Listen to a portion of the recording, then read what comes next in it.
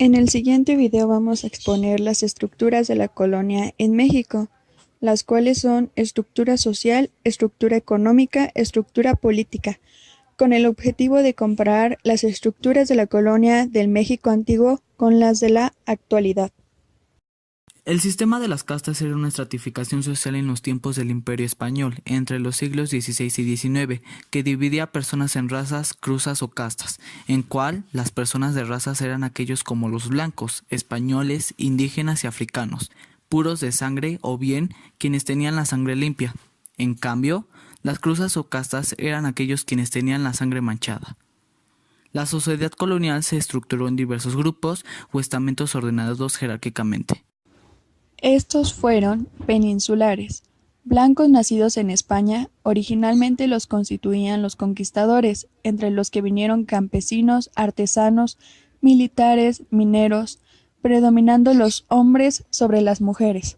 Criollos. Blancos nacidos en América. Se empleó este término primeramente referido a los hijos de los conquistadores y primeros pobladores. Mestizos, también llamados castas, fueron empleados como auxiliares asalariados de la minería, agricultura, como vaqueros, arrieros, tejedores, herreros, pequeños comerciantes, etc.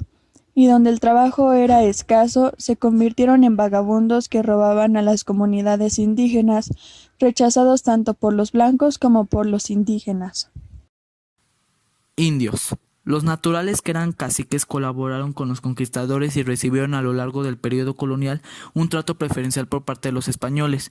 Fueron conservados en sus puestos de dirigentes locales para exigir tributos y trabajo a las masas indígenas, facilitando así el sistema español de dominación indirecta. Los indígenas fueron concentrados en los llamados pueblos de indios o reducciones, lo que hacía más fácil la recolección de tributo y el empleo de la mano de obra indígena. Debido a que la organización de los pueblos indígenas, como pieza clave de la estructura de la sociedad colonial, exigía la existencia de tierras en las que estos pudieran trabajar para permanecer en sus pueblos, sustentarse, tributar y estar en condiciones de ir a laborar en las haciendas, la corona dispuso que tuvieran tierras ejidales. Negros. El africano fue desarraigado de sus comunidades de origen y traído a América contra su voluntad. El africano pronto se mezcló con la población indígena y mestiza, y sus descendientes se establecieron principalmente en los departamentos de Colón Atlántida, Lloro y La Paz. Durante la colonia las castas se clasificaron teniendo en cuenta principalmente el color de la piel, en lo que Alejandro Lipuch denominó acertadamente pigmentocracia, es decir, se relacionó la condición social del individuo con el color de su piel. A mayor blancura se ostentaba una mejor ubicación de la sociedad indiana. Estructura económica de la colonia.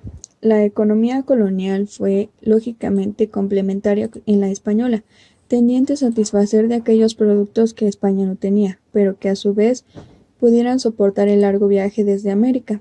La economía se basaba en casi todo el territorio en el trabajo indígena estructurado en el sistema de encomiendas, que originaron abusos.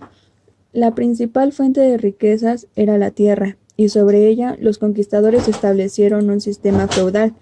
Primero, la propiedad de la tierra se obtuvo por donación de la colonia y luego por compra, pero solo podían convertirse en propietarios los conquistadores, los pobladores, los beneméritos en las Indias y sus descendientes. No cabe duda que el producto más rentable eran los metales preciosos. Al principio, los conquistadores se apoderaron de ellos por trueque o saqueo, luego los recolectaron naturalmente, donde lo encontraban, sobre todo en el cauce de los ríos, utilizando los aborígenes para la tarea. A partir de 1560, nuevas técnicas permitieron organizar y mejorar la explotación minera de yacimientos, contando también para ello con la mano de obra de los pobladores originarios, mediante el sistema de la mita, copiado del sistema incaico, pero mucho más abusivo. Se exigía que trajeran entre 20 y 25 kilogramos de plata diarios, en jornadas agobiantes. En América, los europeos hallaron especies novedosas para ellos: maíz, tabaco, cacao y papa, además de otros cultivos como por ejemplo tomate, maní, mandioca, pimiento y yerba mate. En cambio, el aporte indígena a la ganadería fue muy escaso. Los primeros esquinos del Río de Plata fueron traídos por Pedro de Mendoza. El ganado ovino y vacuno provino de Alto Perú. Estructura política de la colonia. La estructura política está constituida de la siguiente manera: Rey, Consejo de Indias, la Casa de Contratación de Sevilla, Virrey, la Audiencia, Cabildo, la Real Hacienda y la Iglesia. El Rey. El Rey gobierna desde España, responsable de la soberanía sobre las Indias Occidentales, máxima autoridad política y militar. Nombraba a los miembros del clero. Consejo de Indias. Funcionaba como eslabón entre el rey y las colonias. Cumplía funciones administrativas, judiciales y legislativas. Intervenía en asuntos económicos. Autorizaba nuevos descubrimientos y conquistas. El Consejo de Indias se componía de un presidente, de un canciller, un registrador, 8 consejeros, un fiscal encargado de las ventas reales y 2 secretarios con numerosos amanuenses y contadores. Además, era integrado por un cronista o escritor especializado en historia y geografía, y un cosmógrafo versado en asuntos indianos. Su jerarquía era superior a la de los virreyes. El Consejo de Indias tocaba pronunciarse sobre los juicios de residencia entablados a los virreyes. Cabildo. El cabildo, llamado también ayuntamiento o consejo municipal, fue una institución de origen español que arraigó en las Índicas. La atribución del consejo cabildo era la administración de justicia en lo civil y lo criminal.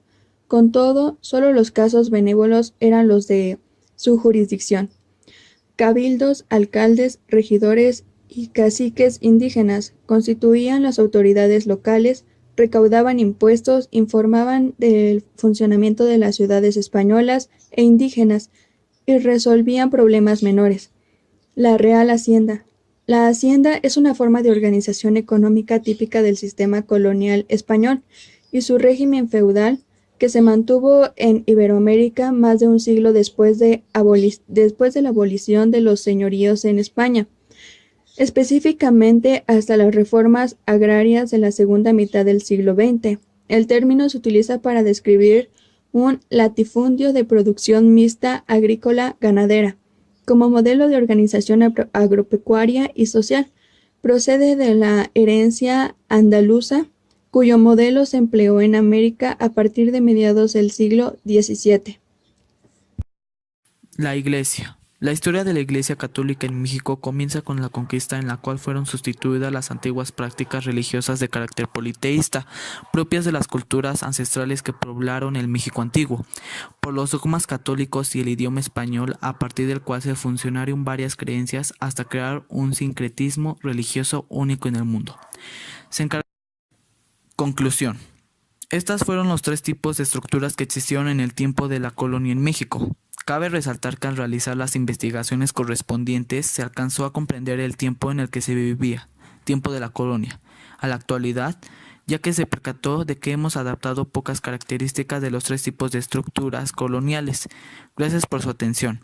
Esperamos que este video haya aclarado toda su duda.